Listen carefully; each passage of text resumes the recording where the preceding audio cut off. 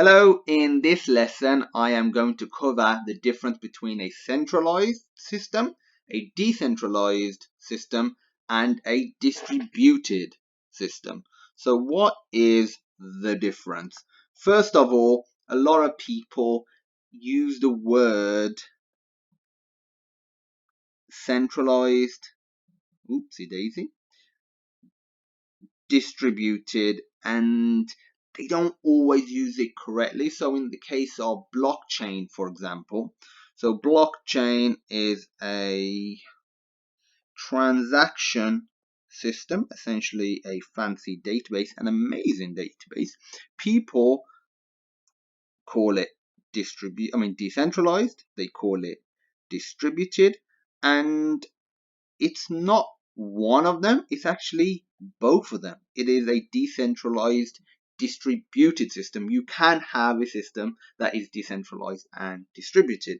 What it isn't is a centralized system. There are elements of centralization in blockchain and various other decentralized distributed networks. A lot of the time they're not there by design. They are there as an addition to essentially accommodate the current state of, let's say, the economy or technology. That's something I will cover in a separate video. In this one, just going to cover what a centralized, decentralized, and distributed system is. So first of all, let's go through centralized. So a centralized system essentially has a single authority. This could be an individual, it could be a government, it could be a company. So essentially an organization that controls the transaction, the processing of everything. So in the case of blockchain, or I should say, let's say the internet, for example, if it was centralized, there would be one authority that controls everything. All these branches you can think of as nodes, let's say users, for example, they could be servers. So in this case, they are centralized. So your IP, your internet provider, is a great example of this. They are essentially the centralized system, your internet provider.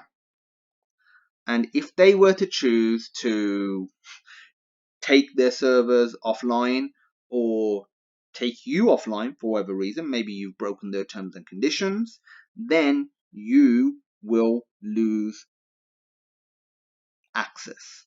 You could obviously go to another IP, but again, they will be centralized. So that's essentially what a centralized system is. So let's just talk about the advantages and disadvantages. The obvious disadvantage is if a centralized system were to go offline. So maybe it's a company and it were to go financially broke, they couldn't manage to pay for their servers, and as a result they stopped. They're having companies in the past, if you just look over the past year or two, and if you look over the past 10-20 years, there have been companies that have not been able to sustain themselves, and as a result they've either shut down networks, systems, or they've essentially shut themselves down, and the users have been left in the dark because they haven't been able to communicate with the central system,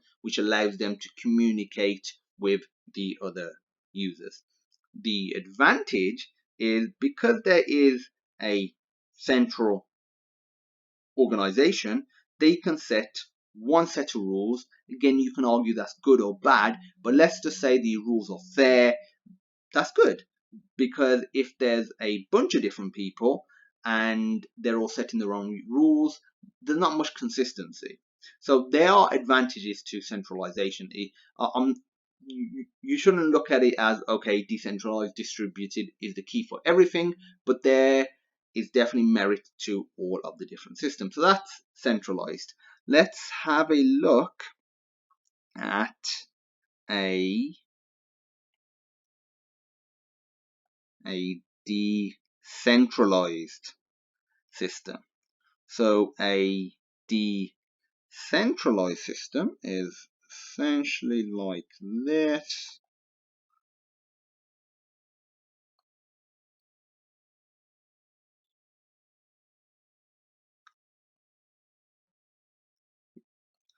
So let's just draw some nodes off of this. So we have these nodes. So again, let's just think of them as computers.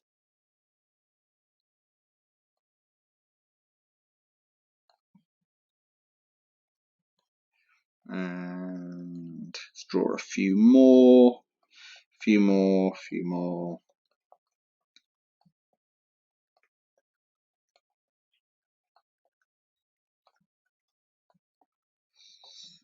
And they are connected, so these main nodes are connected together.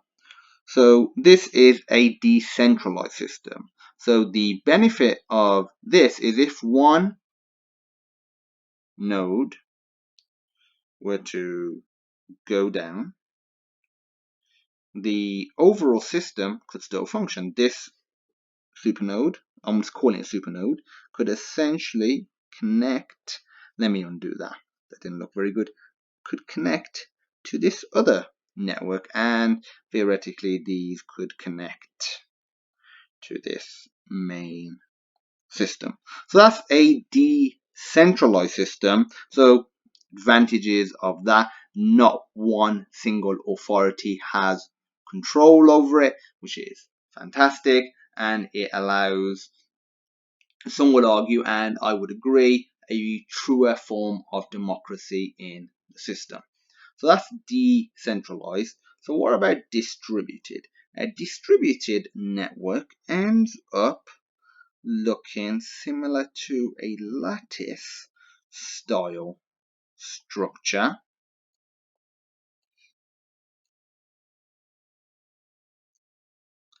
I won't draw anymore. You'll be able to get the picture from what I'm doing here. And they are connected like so.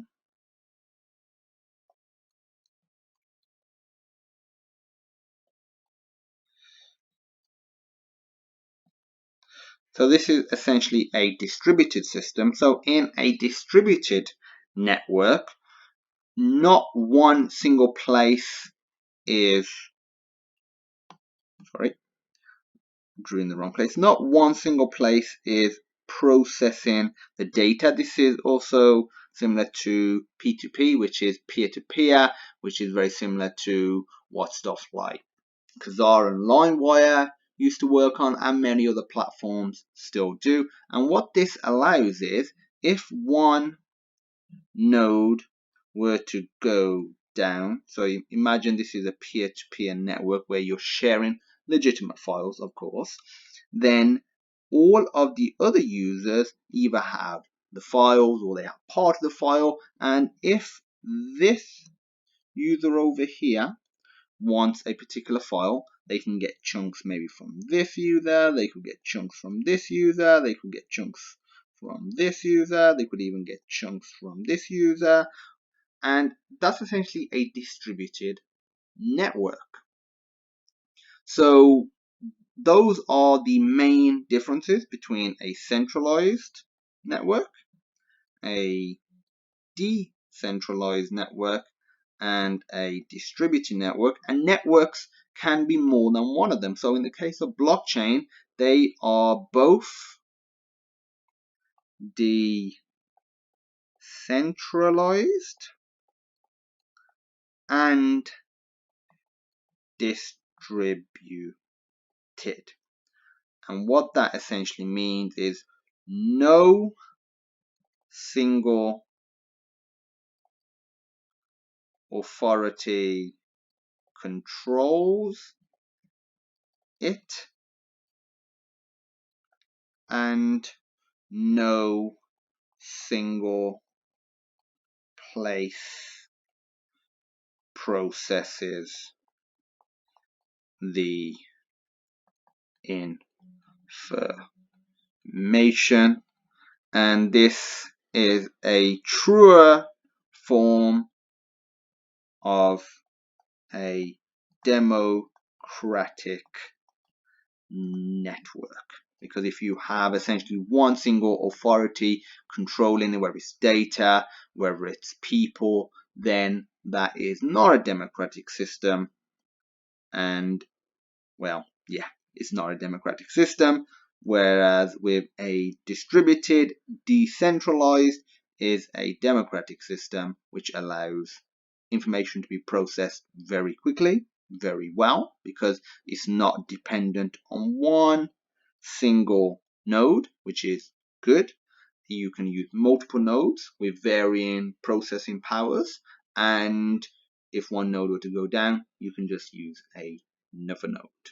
Also, for example, imagine if these nodes, if this node was the main one here, if this were to go down, then like I said, you could get data from other nodes. But in a centralized system, obviously not only can you not get it, but let's have a look in a decentralized system.